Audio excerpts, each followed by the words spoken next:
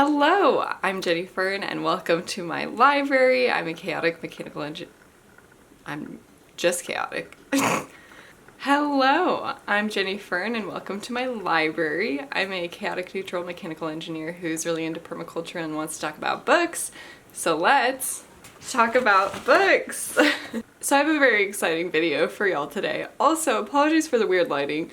It is dark as fuck outside. It is raining so damn hard. Today, I have for you a very exciting video, I think, because I have a huge thrift store book haul. I'm really stoked. I went out yesterday with the express intent of getting books from thrift stores. It has been maybe like half a year since I last did a big thrift store book haul. I've also been rewatching some of my old ones and it's making me get that hankering. Let's get started. I am going to do a brief plot summary of the book and then I'm going to talk about why I picked it up. So I ended up going to 2 different thrift stores. We actually did go to 3 thrift stores, but the one in the middle didn't have any books.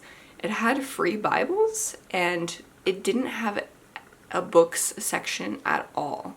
It had like board games and kitchenware and tons of clothing, furniture, and I don't think it had any books. At this first place, I got 12 books and my total was $16. So the first book that I have today is To Say Nothing of the Dog by Connie Willis. This comedic time travel novel involves historians from the future attempting to fix temporal incongruities, featuring a Victorian setting, a cat, and unintended romantic entanglements. Connie Willis, an American science fiction writer, has won numerous awards, including multiple Hugo and Nebula Awards, for her imaginative and often humorous speculative fiction. I picked this up because I noticed that it was by Connie Willis, who wrote Doomsday Book and is in my favorite authors of 2023 video. Specifically talk about wanting to read more books from Connie Willis. I also see that the blurb at the top mentions Confederacy of Dunces, so I really had no idea what kind of vibe this book was going to have, because the other book that I read, Doomsday Book, is quite serious, so I had no idea how serious this book was going to be. It sounds quite fun. The one thing about her books is that they're pretty hefty for me. I usually tend to read books on the shorter side. Next, I have The Portrait of the Artist as a Young Man by James Joyce. Joyce's semi-autobiographical novel follows the intellectual and emotional growth of Stephen Dedalus, exploring his struggles with identity, religion, and artistic self-discovery. James Joyce, an Irish modernist writer, is celebrated for his complex and experimental works, including Ulysses and Dubliners. Why did I pick this up? I really wanted to read James Joyce. That's the main reason. I am really intimidated by Ulysses. I do have Dubliners on my to-read shelf already. I haven't never picked it up yet. We shall see which of these I get to first. The next book that I have is Main Street by Sinclair Lewis. Isn't this like the most pleasing thing to look at? Lewis's novel satirizes small town life in America, particularly focusing on the clash between tradition and modernity as experienced by protagonist Carol Kennicott. Sinclair Lewis, the first American to be awarded the Nobel Prize in Literature, was a prominent critic of societal conformity and a key figure in American literature in the early 20th century. I've read 2 books by Sinclair Lewis, It Can't Happen Here and Babbitt. And I read Babbitt last year and I loved it. I feel like this is gonna be similar vibes, the type of American classic literature that I'm really into. This is the hope. This is the dream. The next book that I got is The Country of the Pointed Firs and Other Stories by Sarah Orne Jewett. And again, the cover on this one is just really pleasing to look at. Jewett's collection of stories captures the rhythms and traditions of coastal Maine, exploring the lives and connections of its inhabitants. Sarah Orne Jewett, an American novelist and short story writer, was known for her regionalist literature depicting the culture and people of New England. This will be somewhat of a unique reading experience for me, as I don't think I've really read that much set on like the East Coast, to be perfectly honest. I'll say this one is one of those question marks for me. I don't know if I'm going to like this or not. I really don't know anything about it. The next book that I have is The Canterbury Tales by Geoffrey Chaucer.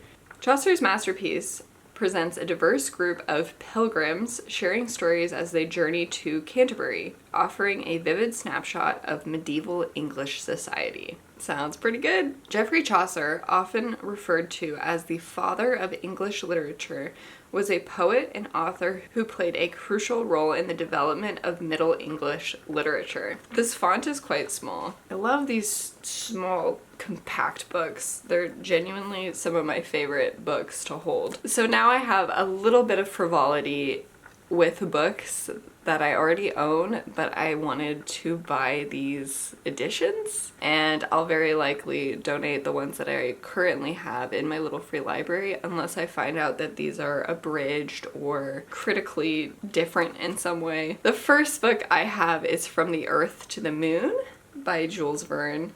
This is one of my favorite works by Jules Verne. I just really thought this illustration was quite interesting. The current copy that I have is this one here, and there's no doubt that this is a nice copy. My trouble with it is just how giant it is. It does also have illustrations in it. I mean, look at how huge it is compared. This type of book is just more my style of book. I don't know, I also prefer to have like slightly older books. Verne's novel envisions a lunar expedition propelled by a giant cannon, blending scientific curiosity with adventure and humor. Jules Verne, a French novelist, is regarded as one of the pioneers of science fiction, known for his visionary tales such as 20,000 Leagues Under the Sea and Journey to the Center of the Earth. I also got a copy of The Martian Chronicles because the copy that I have currently is a much more modern copy. That is this copy here. I don't exactly love this cover art. This face is kind of strange. I like what's happening back here and I love the text, but I do think I would prefer this copy over this copy because of its age. I would also be thrilled if somebody in my neighborhood did pick up my old copy of The Martian Chronicles because I think it's just such a good book. Bradbury's collection of interconnected stories explores human colonization on Mars, touching on themes of colonization, destruction, and the consequences of contact with an alien culture. Are there really aliens in this one? There's aliens? I don't remember the aliens at all. Ray Bradbury, an American author, was a prolific writer of fantasy, science fiction, and horror, best known for works like Fahrenheit 451 and The Illustrated Man. The next book that I have is The Good Earth by Pearl S. Buck. Buck's novel follows the struggles and triumphs of a Chinese farmer named Wang Lung, offering a sweeping portrayal of rural life in China. Pearl S. Buck, an American writer, was awarded the Nobel Prize in Literature for her rich portrayals of Chinese peasant life and her insights into cross-cultural dynamics. I'm quite intrigued by this because I don't think I've read anything about rural Chinese life. I didn't know anything about this, but I read the blurb on the back of the book and I liked how the cover looked. So that's basically why I picked it up, and I'm really hoping it's really good. Next up, I have Barabbas by Par Lagerkvist. Lagerkvist's novel delves into the inner turmoil of Barabbas, the man released instead of Jesus, as he grapples with his guilt and existential questions. Par Lagerkvist, a Swedish author and Nobel laureate, was known for his exploration of existential themes and his contributions to modernist literature. So I will say the only reason I picked this up was because my husband was right over my shoulder and he recognized Barabbas as a character from the Bible. I am not a biblical lady, and so I didn't know anything about that.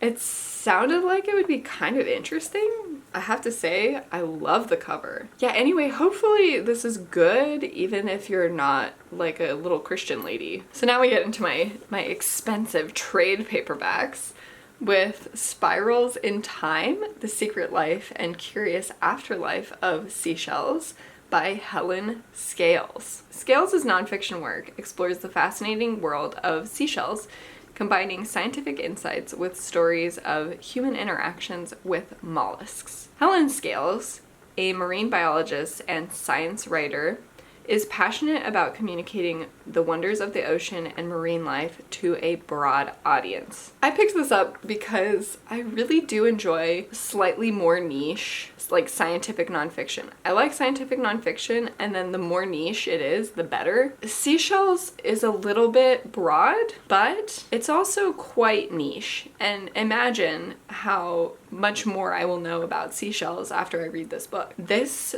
next book is so cool and beautiful. That book is Relativity, the Special and General Theory by Albert Einstein. Isn't this such a beautiful little book? Einstein's groundbreaking work demystifies the theory of relativity, transforming our understanding of space, time, and gravity. Albert Einstein, a theoretical physicist, revolutionized modern physics with his theories of relativity and quantum mechanics, earning him the Nobel Prize in Physics in 1921. I'm very excited. I'm so excited for this. I haven't read something like this in a while, and I'm so stoked. Then we have a book that I didn't realize until I was kind of looking into it later, that I was actually looking into reading this book, and I just didn't recognize it.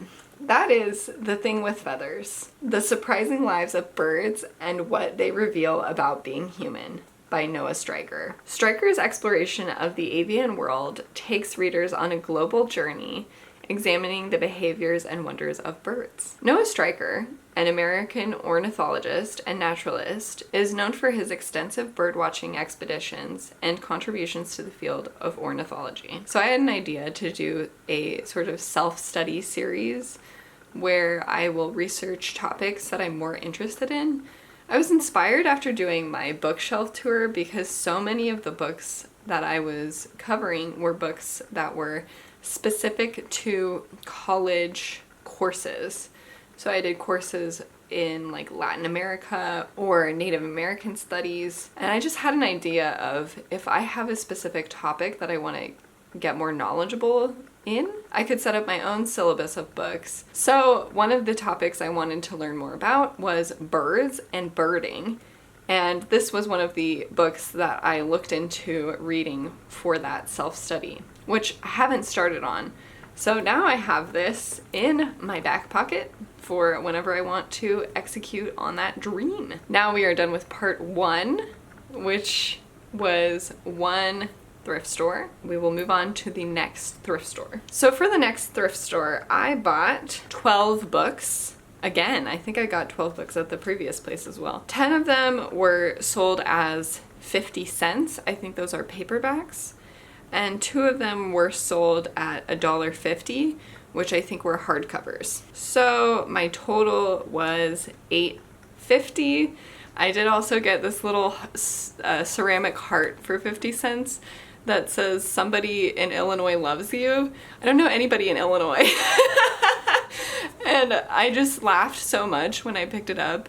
And then my husband also thought it was very funny, so we just got it. So first up, I have Wuthering Heights by Emily Bronte. Bronte's Gothic masterpiece explores the destructive love between Heathcliff and Catherine Earnshaw, set against the haunting backdrop of Yorkshire's moors. Emily Bronte, an English novelist and poet, was one of the Bronte sisters and is known for her singular work, Wuthering Heights. I have to say I loved Charlotte Bronte's Jane Eyre, and I really did like the setting of the moors. This work, I'm a little concerned that I'm not gonna like it, but if it's anything like Jane Eyre, I will. The big problem that I have actually is that it's missing the first 9 pages. And so I will have to read those somewhere that hosts public domain books. This is one that I'm pretty excited about, but I don't really know anything about. That is Lilies and Other Stories by Rue Zhizhuan. This collection of stories offers a glimpse into the lives of Chinese women,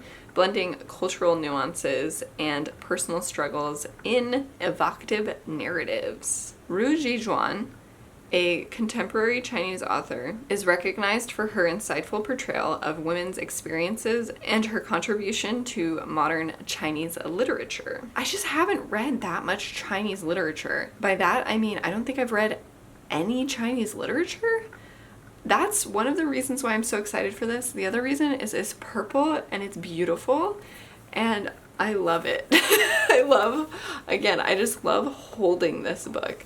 And it just looks really pretty. Next, I have Raise High the Roof Beam Carpenters and Seymour, an Introduction, both by J.D. Salinger. Salinger's novella and short story follow the events surrounding the marriage of Seymour Glass, offering insights into the complexities of family dynamics and personal identity. J.D. Salinger, an American author, gained fame for his novel The Catcher in the Rye, and his works often explore themes of adolescence, alienation, and spirituality. I love The Catcher in the Rye.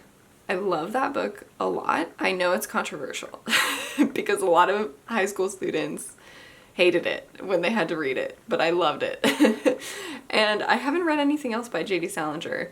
I know there's the Franny and Zoe, but I've never had a copy of that. So anyway, I'm really excited to have this and be able to read more from an author whose work I've really liked. I think this book was one that I was most on the fence of if I wanted to pick it up or not. I just decided to go for it. That is All Creatures Great and Small by James Herriot. Herriot's memoir recounts his experiences as a country veterinarian in Yorkshire, England, capturing the humor and heartwarming moments of his interactions with animals and their owners. James Herriot, the pen name of James Alfred White, was a British veterinary surgeon and author renowned for his beloved series of books depicting rural veterinary practices. I like animals and I like rural stuff. So I might like this, but I'm worried that I won't. I'm worried that it'll have some devastating scenes in it. Within this batch of books, I actually have a handful of books that are like very well-known booktube books, and I have never read them. I do tend to stay away from like the booktube books at this point in my life, but I have heard really good things about these books, so I think I might as well give them a try. The hype has pretty much died down on these books fully, so I won't feel like I have to expect too much. The Night Circus by Erin Morgenstern. I really hate this cover. It's just awful. Like, these silhouettes are so terrible. Morgenstern's enchanting novel follows the mysterious and magical competition between two illusionists showcasing a magical circus that only appears at night. Erin Morgenstern, an American author, gained acclaim for her debut novel, The Night Circus, known for its atmospheric prose and imaginative storytelling. So I will give this a try. I will try. Now we have a really goofy one. This is The Cloud People by Robert B. Kelly. You have to understand, when I was going out thrifting these books, I really wanted to get some sci-fi. The thrift store that has the books organized by genre, the science fiction section was a single shelf, nearly picked clean, and it was very distressing. But I found this book at the other thrift store and I just couldn't look away. 12,000 feet above the desert planet of Calferon floats an aerial world of rugged landscapes created by a unique symbiosis of rock and plant. A world whose people have known strife but never war until now. A ruling duke disappears. A medallion believed to possess strange powers falls into evil hands. This sounds very fun. A graduate of Brown University, Robert Kelly found the time-worn image of a writer hunched over his typewriter difficult to put into practice. Convinced that creativity was tied in with motion, he traded in his typewriter for a microcassette recorder and a good pair of running shoes. This book I really know nothing about, but you'll see its cover is striking. That is Dylan Thomas' Portrait of the Artist as a Young Dog. Thomas's collection of autobiographical stories provides a humorous and poetic insight into his early life in Wales, capturing the essence of his youth and burgeoning creativity. Dylan Thomas, a Welsh poet and writer, is celebrated for his vivid and lyrical poetry, with Portrait of the Artist as a Young Dog showcasing his prose talents. Yeah, I don't know. I picked up that James Joyce and then I saw this as well, and it just looks so unique and so cool. Purely a cover buy. Then we have The Raven Boys by Maggie Stiefvater. I have never read this series and I've never held these books in my hand. I hate this cover. I hate this cover so much.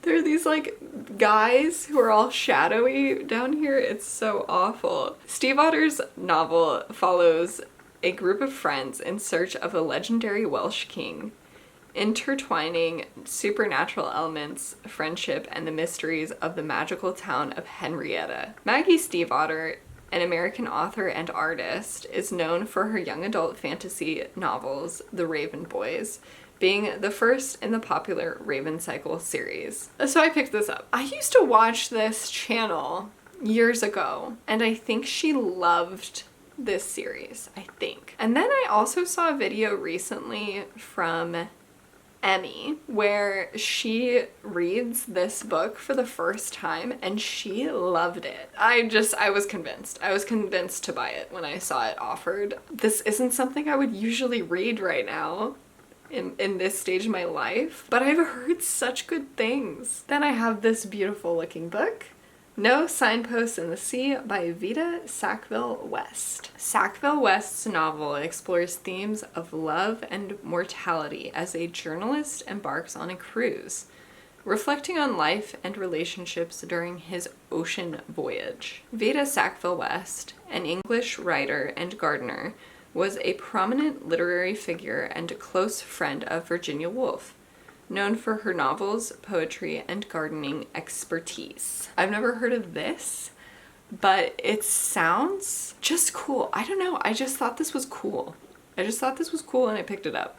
You don't even know, I like kind of screamed when I found this on the shelf at the thrift store, and that's Before the Coffee Gets Cold by Toshikazu Kawaguchi. Kawaguchi's novel unfolds within a Tokyo cafe, where patrons can time travel but with limitations, weaving a poignant tale about regrets, second chances, and the transient nature of moments. Toshikazu Kawaguchi is a Japanese playwright and novelist, and Before the Coffee Gets Cold became a bestseller, capturing readers with its unique narrative structure. I just didn't expect to see Japanese translated work at a thrift store. I have been wanting to read this book for a while. I've heard that it's very good. This is still quite popular on BookTube now. Oh my god, I love a naked hardcover. Oh, it's so beautiful. Okay, look at how small it is. We love a short book that can fit on any shelf of the bookshelves because these top ones are so small. I am stoked for this. A Room of One's Own by Virginia Woolf. I have never read any Virginia Woolf. Woolf's extended essay examines the challenges female writers face due to societal constraints, emphasizing the importance of financial independence and a dedicated space for creative expression. Virginia Woolf, a pioneering English writer and modernist, was a central figure in the Bloomsbury Group. Her novels, essays, and contributions to feminist literature remain influential. I have clearly heard of Virginia Woolf before, and I've heard of A Room of One's Own. I had no idea what it's about. Felt such a strong need to pick this up. Oh my gosh, it's annotated. We love an exclamation point in pink highlight. The next book I have is Haiku, Gems of Intimate Beauty in a New Collection of Classic Japanese Poetry. This collection brings together classic Japanese haiku, offering a glimpse into the beauty of concise and evocative verses, capturing the essence of nature and human experience.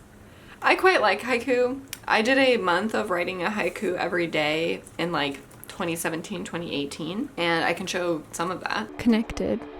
Two birds on the fence, chirping at the little one, hopping spot to spot. Remedy. Sob on my shoulder that you will always miss her. Never enough time. Simple. My dog has my heart. She runs circles around it, sniffing in the yard. Slide. Leash is in my hand. She slides deep into a stretch before we go out. Range. It is a hot day, and Matt's first at his new job. Let's order takeout. Under the oak tree, chicory blossoms unfold, curl up in the sun. I've seen 2 so far about snails, and I love that. I love just looking at snails and thinking about them.